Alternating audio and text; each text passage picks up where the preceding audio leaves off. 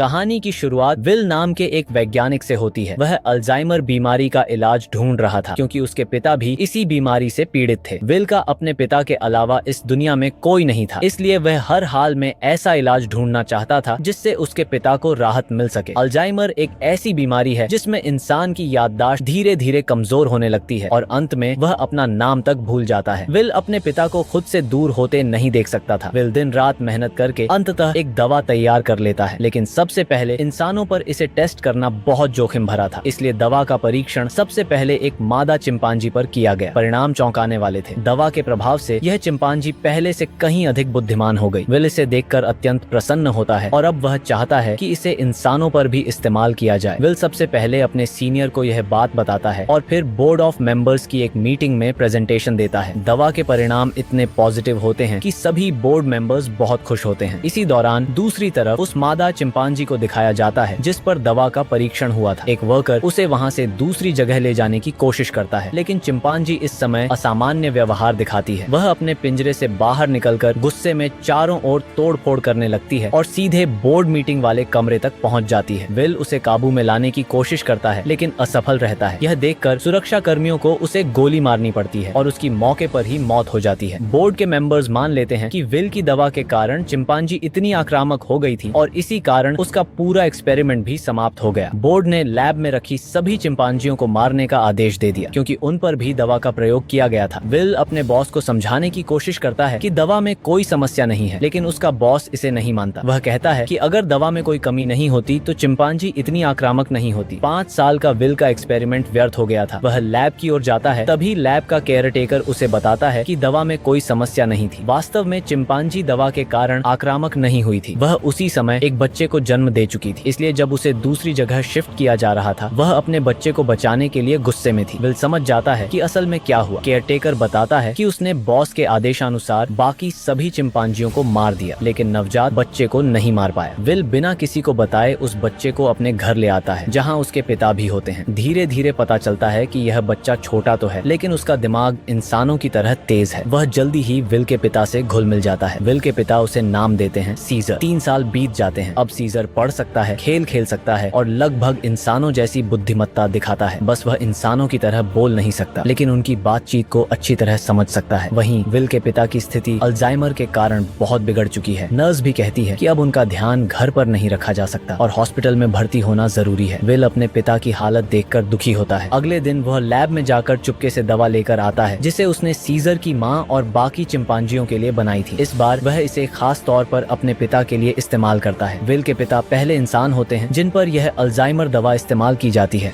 Will रात भर सो नहीं पाता। उसे डर रहता है कि कहीं उसके पिता की हालत फिर न बिगड़ जाए। अगली सुबह वह देखता है कि उसके पिता पियानो बजा रहे हैं, पूरी तरह ठीक, बिल्कुल पहले जैसे। यह देखकर विल भावुक हो जाता है क्योंकि उसे यकीन हो जाता है कि उसकी बनाई दवा सच में असर कर रही है और उसने अपने पिता को बीमारी से वापस खींच लिया है। उधर सीजर खिड़की से बाहर बच्चों को साइकिल चलाते हुए देख रहा था। वह भी उन बच्चों की तरह खेलना चाहता था, इसलिए वह पड़ोस के घर में चला गया, लेकिन वह पड़ोसी बेहद गुस्सैल आदमी था। उसने सीजर को देखा और बिना सोचे समझे बेसबॉल बैट उठाकर उस पर हमला कर दिया। तभी विल और उसके पिता वहां पहुंच जाते हैं और सीजर को बचा लेते हैं। विल पड़ोसी को समझाता है कि सीजर किसी को नुकसान नहीं पहुंचाने वाला, वह सिर्फ खेलने की कोशिश कर रहा था, लेकिन पड़ोसी धमकी देता है, अगर यह बंदर दोबारा मेरी जमीन पर आया तो मैं इसे मार दूंगा। इस घटना में सीजर के पैर में चोट लग जाती है, इसलिए विल उसे डॉक्टर कैरोलिन के पास ले जाता है। कैरोलिन उसका इलाज करते हुए समझ जाती है कि यह सामान्य चिंपैंजी नहीं है, यह इंसानों की तरह इशारों में बात करता है और बहुत ज्यादा समझदार है। धीरे धीरे विल और कैरोलिन की दोस्ती बढ़ती है। कैरोलिन अक्सर विल के घर आने लगती है और नोटिस करती है कि सीजर हमेशा खिड़की से बाहर झांकता रहता है। वह कहती है कि इसे बाहर लेकर चलना चाहिए। विल को यह बात पसंद आती है और अगले ही दिन वह सीजर को कैरोलिन के साथ रेडवुड जंगल ले जाता है। यह खूबसूरत जगह सीजर को बेहद पसंद आती है। समय गुजरता है और इसी तरह 2 साल बीत जाते हैं। अब विल और कैरोलिन रिश्ते में आ चुके हैं। एक दिन सीजर इशारे में पूछता है, क्या मैं तुम्हारा पालतू जानवर हूँ? विल उसे गले लगाकर कहता है, नहीं, तुम मेरे बेटे हो। लेकिन सीजर अब बड़ा हो रहा था और अपनी पहचान जानना चाहता था। मैं कौन हूँ, कहाँ से आया हूँ? विल उसे अपनी लैब के बाहर ले जाकर बताता है कि उसकी माँ पर दवा का प्रयोग किया गया था और उसी दवा की वजह से सीजर इतना बुद्धिमान है। यह सुनकर सीजर पहली बार अपनी असली हकीकत समझ पाता है। घर लौटते ही विल के पिता की हालत फिर बिगड़ जाती है। बीमारी फिर तेजी से बढ़ रही थी। एक दिन वह अनजाने में पड़ोसी की गाड़ी को टक्कर मार देते हैं। वही पड़ोसी गुस्से में बाहर आकर उन्हें पकड़ लेता है और धक्का देने लगता है। इस दृश्य दृश्य को सीजर देख लेता है और अपने आप पर काबू खो देता है। वह बाहर आकर उस पड़ोसी पर हमला कर देता है और गुस्से में उसकी उंगली तक काट लेता है। इस घटना के बाद पड़ोसी कोर्ट में केस कर देता है और कोर्ट फैसला सुनाती है। सीजर अब घर पर नहीं रह सकता। एनिमल कंट्रोल टीम आती है और उसे एक बंदी घर में ले जाती है जहाँ कई और बंदर रखे जाते हैं। शुरुआत में सीजर को लगता है कि वह यहाँ घूमने आया है, लेकिन जल्द ही उसे महसूस होता है कि वह कैद हो चुका है। विल उस कांच के पार खड़े होकर उसे समझाता है कि वह कुछ नहीं कर सकता। कोर्ट की इजाजत के बिना वह उसे घर नहीं ले जा सकता। यह सुनकर सीजर का दिल टूट जाता है और विल मजबूरी में उसे वहीं छोड़कर चला जाता है। उधर विल के पिता फिर से गंभीर रूप से बीमार हो चुके थे। विल और भी स्ट्रॉन्ग दवा बनाने में लग जाता है और उसका बॉस उसे इसकी अनुमति दे देता है। सीजर मीनवाइल बहुत उदास रहता है। वह दीवार पर चौक से अपने पुराने घर की खिड़की का चित्र बनाता है क्योंकि उसे अपने घर की बेहद याद आती है। विल आखिरकार नई दवा बनाता है और उसे एक चिंपैंजी पर टेस्ट किया जाता है। इस बार भी दवा काम करती है। विल और कैरोलिन सीजर से मिलने आते हैं और देखते हैं कि उसे छोटे पिंजरे में रखा गया है। उसके हाथ पर चोट है। गुस्से में विल गार्ड्स को धमकाता है कि अगर उन्होंने सीजर के साथ गलत किया तो वह यह जगह बंद करवा देगा, लेकिन वह सीजर को घर नहीं ले जा सकता कोर्ट की वजह से, और सीजर फिर से टूट जाता है। फिर विल के पिता की मौत हो जाती है। विल बुरी तरह टूट जाता है। अब उसके पास परिवार में सिर्फ सीजर बचा था। वह कई पैसे देकर सीजर को छुड़ाने जाता है। वहाँ का हेड रिश्वत लेकर अनुमति दे देता है, लेकिन जब विल सीजर का पिंजरा खोलने जाता है, सीजर दरवाजा बंद कर देता है। अब वह किसी का पालतू बनकर नहीं रहना चाहता। वह अपने जैसे सभी चिंपैंजी को आजाद करना चाहता है। विल समझ नहीं पाता और वापस चला जाता है। रात को वहीं काम करने वाले लड़कों के दोस्त बंदर देखने आते हैं। उनका एक दोस्त सीजर के पास आता है। सीजर उसकी जेब से चाकू निकाल लेता है। रात होते ही वह चाकू से अपना पिंजरा खोलता है और चुपके से छत के रास्ते विल के घर पहुंचता है। वहां उसे विल की नई दवा मिल जाती है जिसे वह वापस पूरी कैदगाह में छोड़ देता है। गैस फैलते ही सारे चिंपैंजी उसे इनहेल करते हैं, जिससे वे सब इंसानों की तरह बुद्धिमान बन जाते हैं। यह दवा सिर्फ चिंपैंजी पर असर करती है, इंसानों के लिए यह घातक है। एक वर्कर जो हमेशा बंदरों को टॉर्चर करता था अचानक आता है और उन्हें इलेक्ट्रिक स्टिक से मारने लगता है। तभी सीजर उसका हाथ पकड़ लेता है और पहली बार बोलता है नो। सीजर उसे पटक देता है। लड़ाई में वह वर्कर करंट लगने से मर जाता है। इसके बाद सीजर सब चिंपैंजी को आजाद करता है। पास के जू में जाता है। वहाँ के सारे बंदरों को भी आजाद करके अपनी टीम में जोड़ लेता है। फिर यह पूरी टीम विल की लैब पहुँचती है और वहाँ मौजूद सभी बंदरों को भी मुक्त कर देती है। उधर विल कॉल करता है लेकिन कोई फोन नहीं उठाता। वह कैरोलिन के साथ वहाँ पहुँचता है और देखता है पूरा स्थान खाली है। एक घायल वर्कर उन्हें बताता है कि तुम्हारा सीजर सबको लेकर भाग गया, और वो बोला भी था। अब विल समझ जाता है कि सीजर रेडवुड जा रहा है, वही जंगल जो उसका पसंदीदा था। सीजर और उसके साथी शहर के रास्ते पर आगे बढ़ रहे होते हैं। तभी एक बड़ा ब्रिज आता है जहाँ पुलिस उनका रास्ता रोक लेती है। भारी लड़ाई होती है। हेलीकॉप्टर से भी हमला होता है। सीजर को चोट पहुँचने वाला होता है। तभी एक गोरिल्ला हेलीकॉप्टर पर कूदकर उसे गिरा देता है और खुद मारा जाता है। कोबा वह इंसान मार देता है जो हेलीकॉप्टर से गोलियां चला रहा था। सीजर किसी इंसान को मारना नहीं चाहता, वह सिर्फ रास्ता बनाना चाहता है। वह गोरिल्ला को पुलिस वाले को मारने से रोक लेता है। पूरी टोली ब्रिज पार करके रेडवुड पार्क पहुंचती है। वहीं विल भी पहुंच जाता है और सीजर को पुकारता है। एक बंदर विल पर हमला करने वाला होता है, लेकिन सीजर उसे रोक देता है। विल कहता है मेरे साथ वापस चलो, नहीं तो पुलिस तुम्हें मार देगी। सीजर उसे गले लगाता है और कहता है अब यही मेरा घर है। विल समझ जाता है कि सीजर को अपनी दुनिया मिल चुकी है। वह कहता है ठीक है, ये तुम्हारी जिंदगी है, जी लो इसे। और सीजर अपनी नई दुनिया, अपनी आजादी के बीच खड़ा रहता है।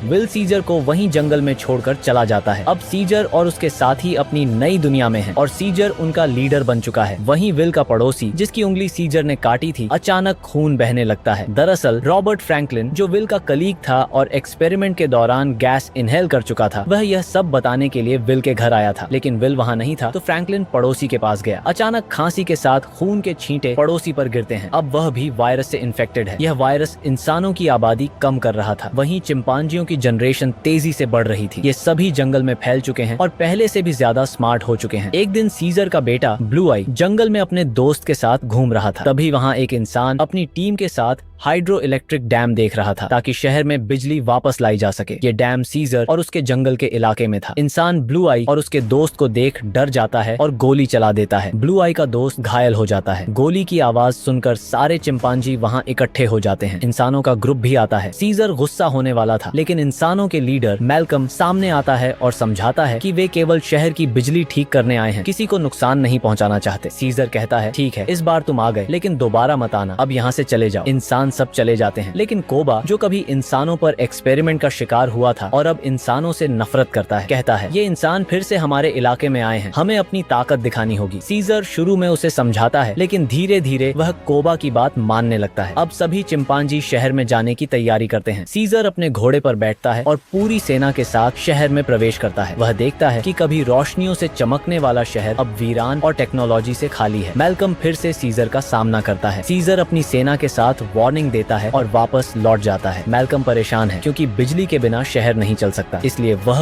और उसकी टीम डैम की तरफ बढ़ते हैं। मैल्कम सीजर से समझौता करता है, सिर्फ एक शर्त पर, सारे हथियार हमें सौंप दो। सीजर मान जाता है। मैल्कम की टीम पावर प्लांट ठीक करने लगती है। उनकी वाइफ और बेटा जंगल के चिंपांजियों के बच्चों के साथ जल्दी घुल मिल जाते हैं, लेकिन एक चिंपांजी गन लेकर सीजर के पास आता है। सीजर गुस्सा हो जाता है और इंसानों को चेतावनी देता है, जंगल छोड़कर चले जाओ। फिर पता चलता है कि सीजर की बीमार पत्नी को मैल्कम की पत्नी ने दवा देकर ठीक कर दिया। यह देख सीजर इंसानों को एक और मौका देता है, एक दिन में पावर प्लांट ठीक करने की इजाजत। लेकिन मैल्कम के ग्रुप में एक पुलिस ऑफिसर था जो इंसानों पर भरोसा नहीं करता। वह गन लेकर आता है और पास पास हथियार बांटने लगता है। कोबा यह देख गुस्से से लाल हो जाता है। वह सीजर के पास आता है और कहता है ये इंसान भरोसे के लायक नहीं, हमें उन्हें बाहर निकालना होगा। सीजर उसे शांत रहने को कहता है। कोबा नाराज हो जाता है और कहता तुम इंसानों से प्यार करते हो क्योंकि तुम भी उन्हीं में से एक हो। सीजर को गुस्सा आता है और वह कोबा पर हमला करता है। कोबा गंभीर रूप से घायल हो जाता है। कोबा अब बदले की आग में जलता है। वह इंसानों के पास जाता है, उनके हथियार लेता है और कई इंसानों को मार देता है। फिर वह अपने इलाके में लौटकर कई घरों में आग लगा देता है। जब वह देखता है कि सीजर अकेला है तो वह सीजर को भी गोली मार देता है। सीजर झाड़ियों में गिर जाता है। कोबा फिर सभी चिंपांजियों के पास जाता है और कहता है इंसानों ने हमारा घर जलाया और लीडर को मार दिया, अब मैं तुम सबका लीडर हूँ। सभी चिंपांजी उसे मान लेते हैं और इंसानों के खिलाफ युद्ध के लिए तैयार हो जाते हैं। इंसानों को दिखाया जाता है घर में बिजली वापस आ चुकी है, वे खुश हैं। कोबा और उसकी सेना इंसानों के हथियारों तक पहुँचते हैं, उन्हें हथियार लेकर हमला शुरू कर देते हैं। पहुँचते हैं जहाँ पुलिस ऑफिसर उन्हें बताता है मैंने रेडियो से आर्मी को सूचित कर दिया है, बहुत बड़ी सेना आने वाली है और टावर पर बम लगाए गए हैं। मैल्कम और इंसान वहाँ से भागने लगते हैं। सीजर और कोबा की आखिरी भिड़ंत होती है। सीजर को देखकर अन्य चिंपांजी भी उसे समर्थन देते हैं। पुलिस ऑफिसर बम ब्लास्ट करता है जिसमें कई चिंपांजी मारे जाते हैं। सीजर ऊंचाई से कोबा पर हमला करता है और उसे बिल्डिंग से नीचे धकेल देता है। कोबा लटकता है और मांगता है प्लीज मुझे बचा लो। सीजर उसका हाथ पकड़ता है लेकिन फिर छोड़ देता है। कोबा नीचे गिरकर मर जाता है। आखिर में मैल्कम और सीजर एक दूसरे के सामने आते हैं। वे हाथ मिलाते हैं जैसे कभी सीजर और विल थे। मैल्कम कहता है कि आर्मी आने वाली है और सभी को वहाँ से निकलना होगा। सीजर कहता है अब इंसानों और चिंपांजियों के बीच जो वॉर है उसे कभी खत्म नहीं किया जा सकता। और इसी के साथ कहानी समाप्त होती है।